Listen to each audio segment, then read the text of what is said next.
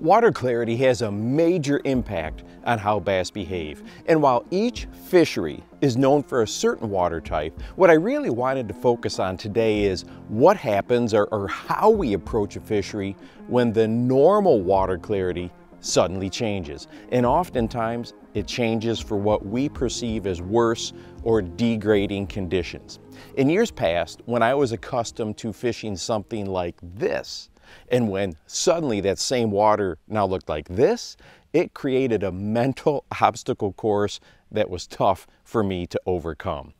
Thankfully, lots of time in the water has helped me, and now I always take this approach to see what happens. And it has two key parts for me: color and location.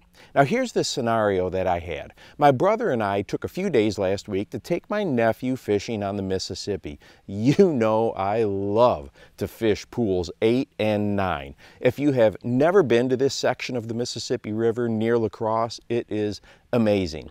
And most often the water, while not clear like I have here at home, it does have decent visibility to it. It's not unusual to be able to see your lures 18 inches to 2 feet down in the water column.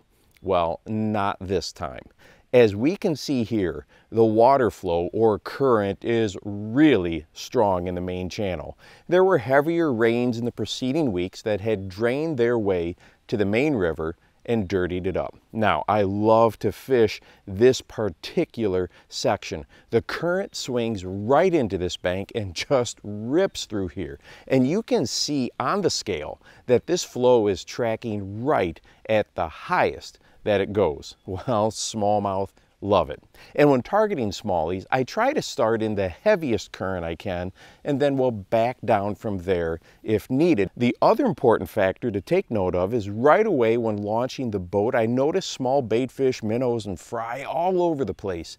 Baitfish imitators were going to be something I wanted to try, like the soft jerkbait. This one is a caffeine shad. I also wanted to use something smaller to mimic a lot of the tiny forage I had seen, so the jig rig was another rod I had ready, but with a white finesse TRD on it. If you've watched this channel for a while, you know I love white in darker water conditions. It reflects light, even in conditions where that light penetration isn't that deep, and I have a lot of confidence in it. So while that color choice is the first part of my poor water clarity approach, where I cast those lures is the real key. And missing this spot by a foot often means 0 bites. Time and time again, when fishing conditions change from decent visibility to significantly reduced visibility, I find that I need to put those lures as close to the bank as I can. For example, look at this cast right here. It looks decent and is fairly close to the shoreline, but a cast like this didn't get bit. Now here is another cast to that same area. See how close we had to get these lures to the actual shoreline? We caught a lot of nice smallmouth on this trip, and it was the type of cast right up close to the rocks and in just inches of water that would elicit a strong reaction from the smallies.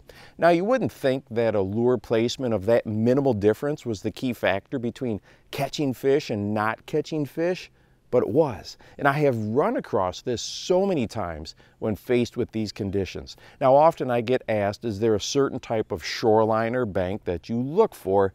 And the answer is yes. I want a shoreline that tapers into slightly deeper water quickly. It doesn't have to be really steep like vertical cover would be, but I want an area where bass can relate to that hard structure and move up tight to shallow water without covering a lot of water horizontally.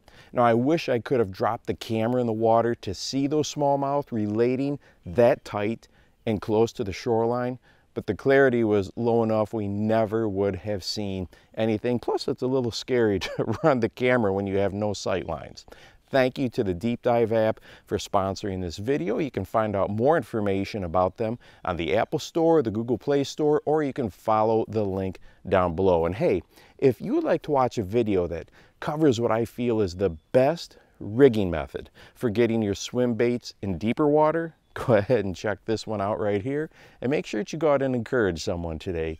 You never know how you might just change their life. For the Bass Fishing Life, I'm your host, Steve Rogers.